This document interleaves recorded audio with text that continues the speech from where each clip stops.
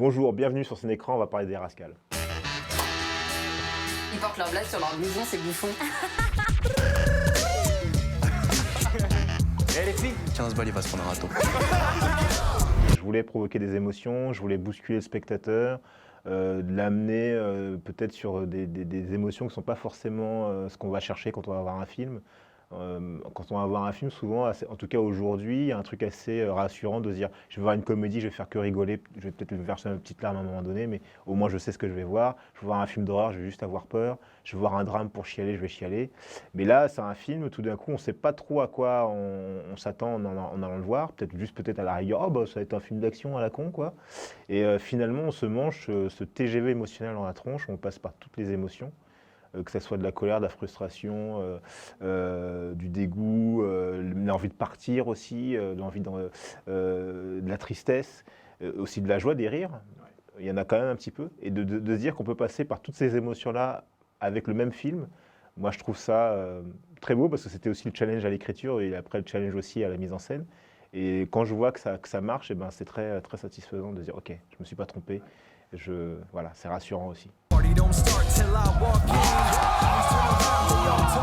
J'avais une bande, ils étaient 100 les gars. Mandal il arrive, boum, il sort son flingue. Assez rapidement, j'ai eu la chance de proposer ce projet à Manuel Chiche. Et c'est un projet qu'il avait envie de faire depuis des années. Donc du coup, ça a été très simple en tout cas de le convaincre puisqu'il était déjà convaincu qu'il voulait faire ce film. Enfin ce type de film. Et donc du coup même pour moi, proposer ce cinéma qui est atypique aujourd'hui, qui est même, je pense, une première, parce que des films de bande, c'est un truc qui se faisait beaucoup dans les années 80 chez les Américains, mais finalement en France on n'en a pas fait tant que ça. On a fait des films de bande de copains, mais pas des films de bande à proprement parler, la bande, pas vraiment gang, mais en tout cas la bande en forme film de gang, quoi. Il n'y a pas vraiment eu ça en France. Donc du coup, d'avoir Manu qui dit ok, on y va, j'ai envie de faire ça. Puis ça parle d'une époque qui me parle très bien parce que j'avais 20 ans à l'époque et que c'est un truc pour moi qui manque dans le cinéma français. Donc déjà ça c'est convaincre le premier acteur pour qu'un film se fasse. Déjà ça a été simple parce que il avait envie de le faire. Et toi, Ahmed, t'as fait quoi? C'est Rico, putain.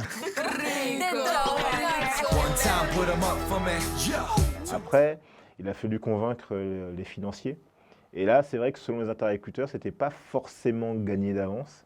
Après, la chance qu'on a eue, c'est que déjà, on a été très dur entre nous en écriture, avec mes co-scénaristes Sébastien Birchler et Virak Thune.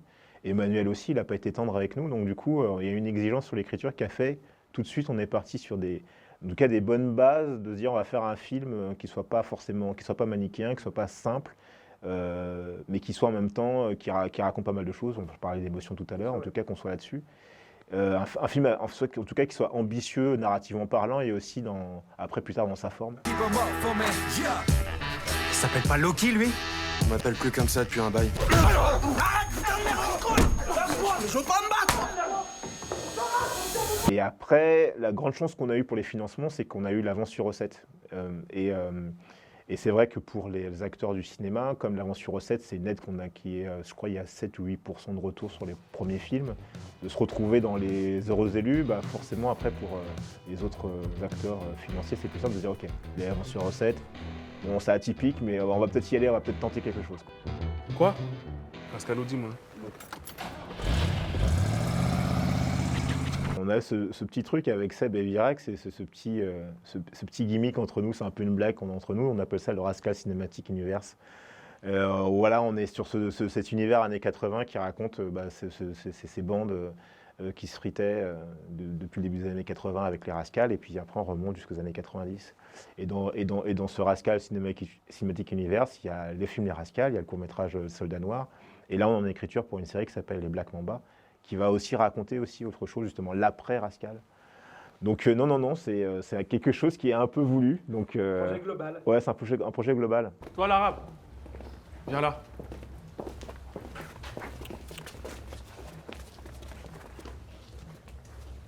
Qu'est-ce que vous me voulez? C'est toi le chef, non? Ah ouais. Qu'est-ce qu'a fait? Monsieur utilise le nom, nous, ça pas qu'à fait. Qu'est-ce qu'il a dit? Il a dit que t'as utilisé le nom des BP. Non mais j'ai jamais fait ça. là, là! Aujourd'hui, quand on pense à la musique qui est liée, en tout cas associée aux gamins de banlieue, on pense forcément au rap, au hip-hop. En 84, avant 84, ça n'existait pas en France. Donc qu'est-ce qu'écoutaient les jeunes? C'est-à-dire, quand tu viens d'un quartier, que tu es noir, arabe, le hip-hop n'existe pas, tu écoutes quoi? Tu écoutes comme tout le monde, ce qu'il y a. Donc ce qu'il y avait, c'est du rock. Et après d'autres films, un peu de la variété, des trucs comme ça. Mais on écoutait tous la même musique. Et donc, ça, c'est la première chose. Le hip-hop est arrivé beaucoup plus tard, finalement, dans les cités. Mais donc, c'est vrai qu'aujourd'hui, on réduit les cités au hip-hop, qu'on a l'impression que le hip-hop a toujours été là. Or, c'est faux. Il est chaud, le petit, j'aime bien. Qui a BI? Sinon, nous, qui casse-gueule. Qu'est-ce qu'il a dit? Moi ni moi, et papa moi qui font toi autres. Bela Mitch et mon chier. Papa, oh. Papa, ok, fan show, nous. Mon père c'est le chef du gang des entiers. Au début des années 80, il y a effectivement un truc qu'on appelait le phénomène des tribus. Chaque tribu, ça correspondait à un style vestimentaire, à un style musical aussi. On avait plein de courants musicaux en 84. L'offre musicale était beaucoup plus riche qu'aujourd'hui. On a tendance à l'oublier. Donc il y avait encore les Clash qui faisaient de la musique, il y avait Cure, tu avais Madonna, tu avais Depeche Mode, tu avais à côté de ça Karen Cheryl et Jeanne Masse. On est bien d'accord qu'ils ne font pas du tout la même musique, quoi. Et donc il y avait ça aussi, du coup, qu'il y avait aussi une offre musicale qui est complètement différente d'aujourd'hui. Et il y avait aussi les forbans, parce qu'on a oublié les forbans, mais il faudra quand même parler des forbans. Il y a aussi, donc, à ce moment-là, il y a une espèce de... C'est une société qui est en crise en 84, parce qu'on est sorti de la lune de miel avec Mitterrand, on rentre dans la crise, il y a le chômage et tout ça. Et en période de crise, on sait très bien qu'il y a toujours ce phénomène d'aller se rechercher un petit peu, avant c'était mieux. Et le avant, c'était mieux en 80, c'est les années 50-60. Comme ça a été dans les années 90, il y a eu le revival Baba Cool, où tu as eu plein de gamins, j'en faisais partie, on portait des pattes def, on était happy flower, alors qu'on n'a jamais connu l'époque hippie. Et il y a eu aussi ce phénomène, donc il y a eu une mouvance rockabilly à Paris. Moi, c'est un truc que j'avais oublié, hein, personnellement. Tout le monde a sa café. Écoutez, grand Jacques, hein? En passant, ça autant. Et autant ni, mais c'était ta maman, moi, nous pouvons parler en oiseau. Qu'est-ce que vous dites, putain? Qui côtoyait? Maman, moi, c'est mon nouveau clin. Ah, c'est en bouc Martinique. Je suis retombé sur un bouquin qui s'appelle Viking et Panthère de Jelly Cohen, qui justement, lui, avait suivi une bande rockabilly début des années 80, 79 jusqu'à 83, donc les Panthères et les Vikings. Il les photographiait, il les suivait dans leurs soirées justement en recab, où on pouvait découvrir Victor Lead, qui était le Elvis Kabyle de l'époque. Et il y avait justement tout cet univers, un petit peu ce microcosme, avec plein de styles différents, entre les rebelles, les TED et les recab. Il y avait aussi les Stray Cats aussi, qui étaient hyper connus à l'époque. Et d'un point de vue général, pour les gens qui n'étaient pas dans cette mouvance, il faut quand même bien se rappeler que c'est quand même une époque où tu as James Dean qui est revenu sur le devant de la scène. Parce que moi, James Dean, je ne suis pas né dans les années 50 et pourtant j'ai vu tous ses films quand j'étais petit. Il y a Marilyn Monroe, toutes ces stars des années 50 s'étaient revenues au devant de la scène grâce à des émissions comme La Dernière Séance. À la télévision, il y avait une série qui s'appelait Happy Days, qui était une série que tout le monde regardait. C'était encore en plein dans le revival années 50-60. Il y a les films américains de Coppola notamment, il a fait quand même 2 gros films, Rusty James et Outsiders qui sont de 82 ou 83. Tu as The Wanderers et Seigneur qui date de 79. Donc il y a aussi dans le cinéma un truc qui est tourné vers le passé à ce moment-là, dans le cinéma américain. Et en années 80, on est quand même, nous, très ouverts à la culture popcorn film américain. Et donc il y a un truc qui est quand même là, qui est latent. Donc ça ne concerne pas tout le monde, mais en tout cas, il y a une scène rockabilly à Paris. Moi, t'es pas parti. Mes bouches sont trop sales. Casse-gueule, yo. Viens là. C'est quoi? Hein? Lâche-moi! Avec les copains, d'abord on est parti, comme tout le monde, hein, on fait des petites recherches internet, on a trouvé quelques blogs avec justement des mecs de l'époque qui font leurs petits blogs mémoriels. Tu te rappelles qu'on était jeunes, qu'on avait des rouflaquettes et qu'on se battait à Porte de Pantin. Et tu as des petits commentaires déjà, donc tu as plein de petites anecdotes en lisant les photos d'époque, tu les vois déjà avec des looks improbables, des Cadillacs improbables aussi, et avec les petits commentaires. Donc déjà ça a été un premier élément. Il y avait aussi nous nos souvenirs, parce que quand j'étais gamin on parlait que de ça, quoi. Oui, t'as vu, il y a un mec qui s'est fait attraper à Porte de la Chapelle par une bande de skins, il y a un autre qui s'est fait machin. Donc c'était un truc qui... Il y avait ces on-dit. Mais bon, on s'est dit, pour faire un film, il va falloir un petit peu dépasser tout ça quand même. Et on a trouvé quelques documentaires sont souvent des documentaires où ce sont des gens qui se racontent, donc qui sont dans leur propre légende quelque part.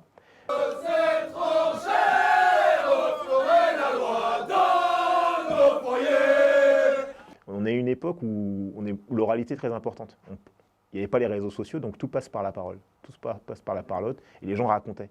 Donc on était toujours dans la rumeur quelque part, on était toujours dans la représentation de ce qui s'était passé par la parole de quelqu'un d'autre. Donc ça déjà, c'était quand même intéressant pour nous comme élément à travailler. Moi c'est phalange mercenaire, terrassés aux fiers guerriers, terrassés aux fiers guerriers. Après on est parti éplucher justement les faits divers pour voir, parce que comme souvent c'était des affaires sordides qui finissaient en baston, donc ça finissait dans les faits divers, dans du Parisien, des trucs comme ça, donc on a retrouvé des traces. Et petit à petit, ce travail de fourmi qui a duré plusieurs mois, on a commencé à avoir une espèce de maillage de plein de petites histoires qui se passaient à gauche, à droite, des coups fourrés, des histoires de vengeance.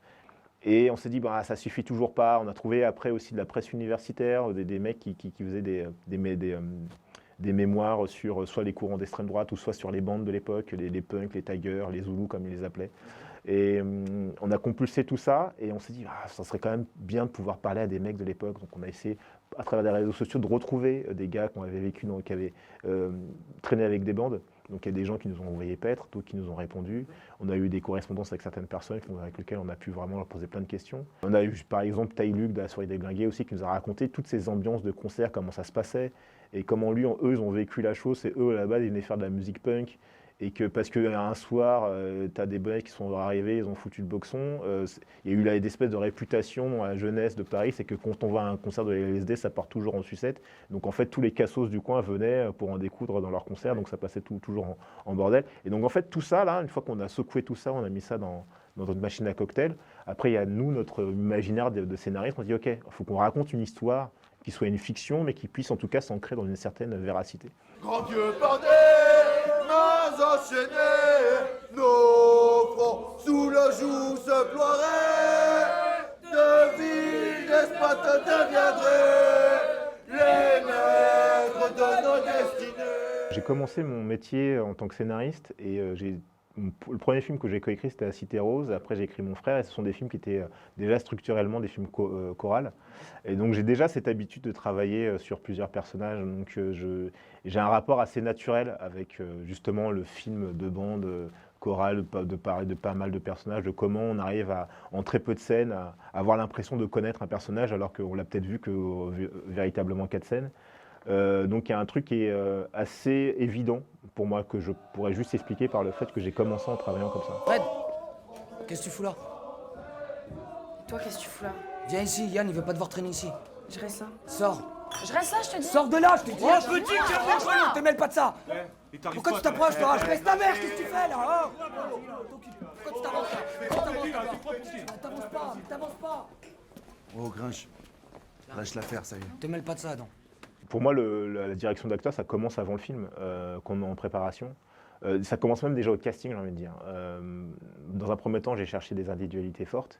Et après, derrière, on a fait un deuxième tour où on a mélangé des couples. Par exemple, j'ai fait pas mal d'essais avec justement des Rico et des Rudy, pour en fait des alchimies qui fonctionnaient. Une fois que j'avais trouvé ça, j'avais fait la même chose Mandal-Boboche, pour avoir les couples qui fonctionnaient bien. J'ai fait aussi Sovan-Rudy, parce que aussi c'est un couple qui fonctionne bien, aussi pour voir comment ça fonctionne. Et une fois que j'avais trouvé ces couples qui fonctionnaient bien, après j'ai fait passer tout groupe ensemble. Donc j'avais 3 groupes différents. J'ai fait un système de satellites de chaises musicales pour voir en fait ce qui fonctionnait le mieux. Et donc ça, c'est un premier élément. Pareil pour le personnage d'Angelina et de Fred. J'avais des Angelina potentiels, des Fred potentiels, des Adam potentiels, et après il a fallu trouver les bons couples. Mais qu'est-ce que t'as là? C'est pas nous l'ennemi, tu le sais bien. Ah, je t'arrête tout de suite. Ton baratin de fave de merde, tu le gardes pour tes chiens là. Viens. Ah mais t'es tout tendu, toi. Respire un peu. Je te rappelle qu'ici, vous êtes tolérés. Donc vous avez le choix. C'est soit vous êtes avec nous, vous jouez le jeu, soit... vous décidez quoi? Vous décidez quoi? Vous décidez quoi? Arrête, s'il te plaît. Vas-y, relève-toi et va sucer tes potes dehors.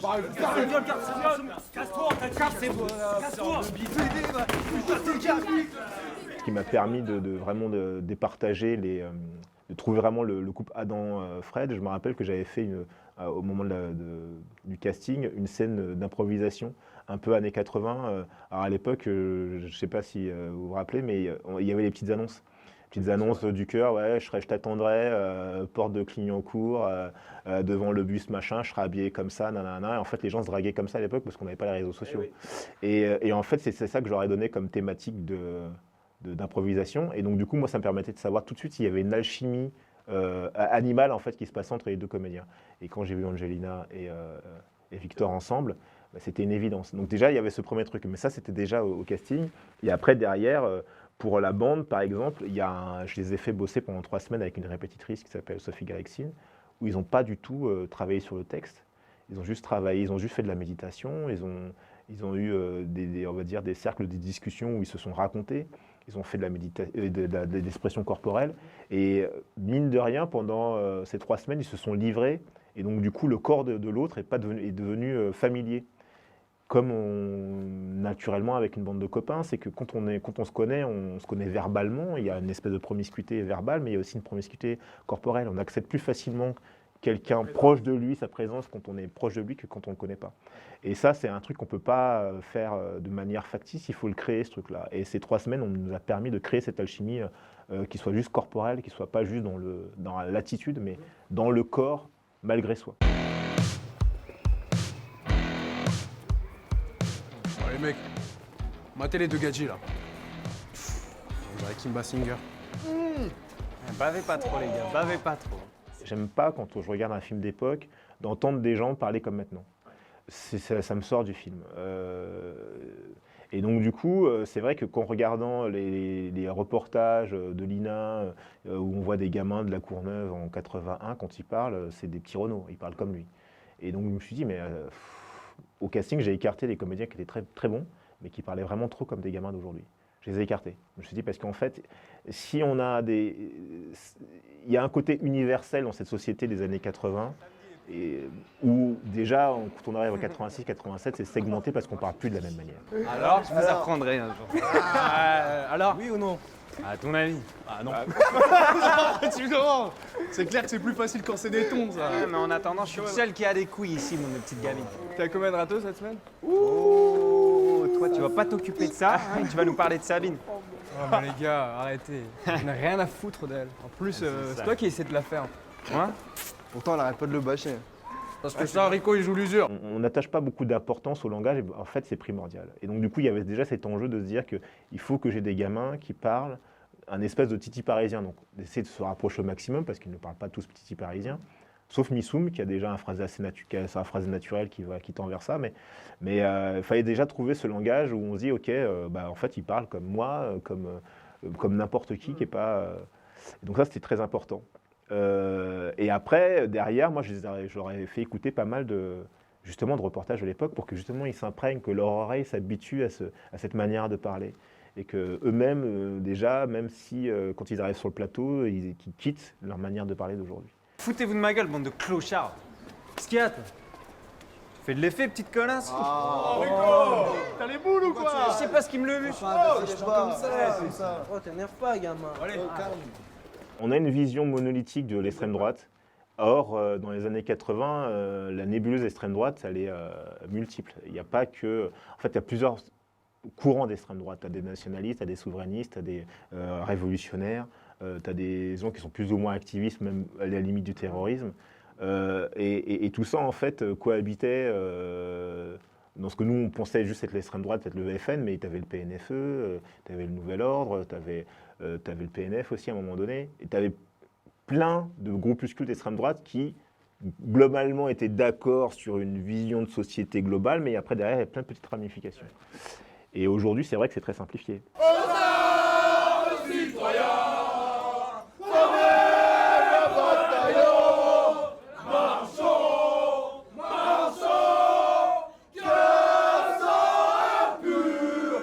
Même moi, quand j'étais gamin, en fait, j'avais pas cette vision, c'est-à-dire que pour nous, il y avait l'extrême droite et le reste du monde.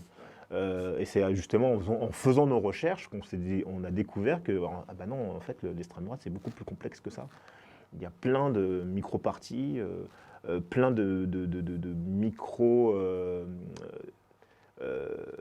comment on appelle ça, micro-combats qui diffèrent de l'un de l'autre, des fois pour juste une chose. Et donc du coup, nous, quand on a découvert ça, on se fait ok, d'accord. Et on a surtout découvert que dans cette nébuleuse extrême droite, que le parti du FN était perçu comme un parti déjà bourgeois à l'époque. C'est vrai que quand aujourd'hui, quand on nous dit oui, le RN, c'est pas le FN d'avant, ils ont changé, maintenant ils sont respectables, j'allais dire, ça me fait doucement rire, pas du tout, parce qu'en fait, ça me fait même pleurer. Parce qu'en fait, non, c'est le but du FN depuis le début, c'est de devenir un parti qui passe sous les radars et être élu démocratiquement. Ouais, sauf que Jean-Marie Le Pen a été un mauvais élève. Il avait trop de débordements dans ses déclarations, et sa fille, non, un peu moins. Il a déconné, Ricochet, le disquaire. T'es sérieux là? Ton facho de merde, il m'a explosé la gueule quand j'avais 11 piges. Tu te rappelles pas? Ouais, mais c'est pas une raison. Il y avait écrit Rascal sur leur blouson. Celui qui a tabassé mon frère, c'était un arabe en tout cas. Attends, tu l'as vu se faire démonter? Écoutez, je vois pas pourquoi cela serait raciste de dire que la délinquance est liée à l'immigration. Moi et mes potes, on va aller retrouver tes rascals de merde. Je veux être là. Il faut qu'on le défonce. Ce qui est intéressant dans la thématique de la violence, c'est pas tant la violence, mais c'est quelles sont les répercussions de la violence sur ceux qui en sont victimes, et de manière indirecte. Comment ça modifie leur façon de voir les autres, comment ça modifie leur comportement. Et tout le film, en fait, le vrai questionnement sur la violence était là-dessus. Ça nous a permis de nous guider aussi sur cette Fred qui, à un moment donné, elle a ce cheminement interne de vengeance, de colère qu'elle n'arrive pas à éteindre.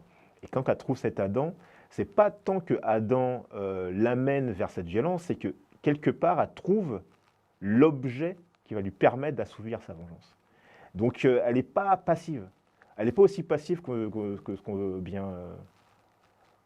penser. Ahmed Morslaoui, ça sonne français pour toi? On est fils d'immigrés, on sera toujours mal placés ici.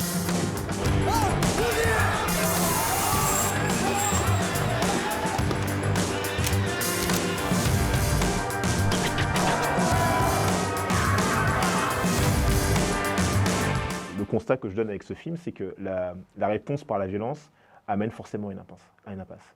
Et on le voit pendant tout le film. C'est-à-dire que c'est un schème qui se répète d'abord avec les rascals par rapport à l'injustice qu'ils ont vécue quand ils étaient jeunes, et qui va arriver, qui va sceller justement le destin du film, et qui se répercute encore après, et la fin, le film, on comprend que finalement, on ne sort jamais de ce cycle de la violence, et qu'on se dit, mais en fait, cette société va imploser. Et nous, comme on est 40 ans après le film, on sait que ça n'a pas évolué dans le bon sens. Ce qui m'intéressait, c'était la répercussion de la violence sur les individus qui étaient victimes plus ou moins directement de cette violence. Donc du coup, déjà, ça a induit une manière de l'écrire et ça a induit forcément une manière de la filmer.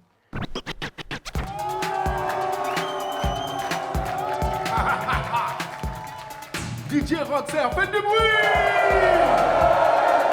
Chantons rien! À ma droite, c'est le roi du spin, le king des lieux, Mr. White Shark, faites du bruit!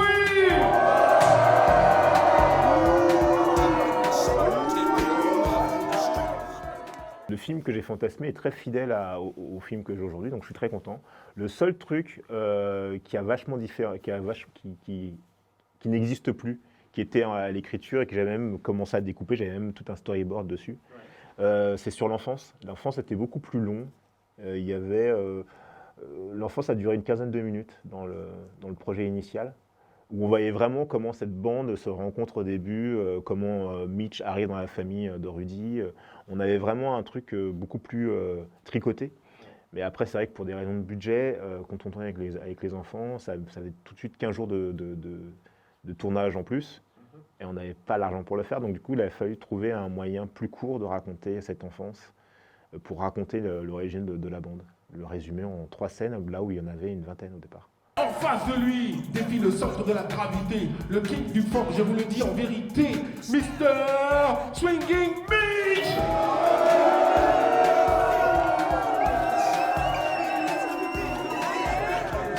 Oh, DJ Van Balance, le son, c'est parti! Si j'avais eu l'argent pour faire l'enfance, comme on passait plus de temps avec les rascals enfants, peut-être qu'il y avait un côté où on pouvait peut-être plus les dédouaner plus facilement de ce qu'ils vont faire après. parce qu'on était avec eux, on est en totale empathie. Alors que là, avec cette version-là, ce qui est intéressant pour moi, c'est que du coup, c'est moins manichéen. Il y a une espèce d'ambivalence même avec les Rascals, où c'est vraiment cette part d'ombre et de lumière. Là où, avec la version où on les avait vus enfants, il y a eu ce petit biais cognitif qui nous a dit « Ouais, mais non, on sait très bien que c'est des bons petits gars quand même, on les a vus enfants. » Et donc, on a peut-être pas mal gagné finalement là-dessus.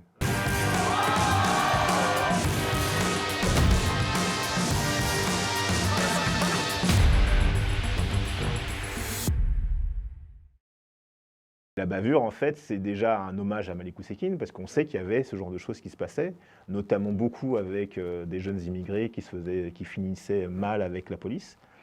Et aussi une réflexion aussi sur la police de l'époque qui était beaucoup plus violente et beaucoup plus répressive qu'aujourd'hui, contrairement à ce qu'on peut penser en fin de compte, en règle générale avec la jeunesse. Et donc voilà. Après, mon propos pour enlever toute ambiguïté, moi je pense qu'on dit à tort que la police tue. C'est faux, la police ne tue pas, il y a des policiers qui tuent. Par contre, moi, le vrai problème qu'on peut reprocher à l'institution policière, c'est que ces policiers qui tuent ne sont pas sévèrement punis par l'institution policière. Normalement, quand on fait une erreur professionnelle, on est écarté de la profession. On est puni, on reçoit un blâme. Et c'est vrai qu'on peut avoir la sensation aujourd'hui que quand il y a des bavures, des fois qui sont manifestes, de se rendre compte que finalement, l'institution policière a plutôt tendance à fermer les yeux plutôt que de dire « écoute, tu es quand même flic, tu es censé être un super citoyen, d'être exemplaire, et là tu n'as pas été à la hauteur de l'insigne policier ». Ça, c'est ce que je pense. Voilà.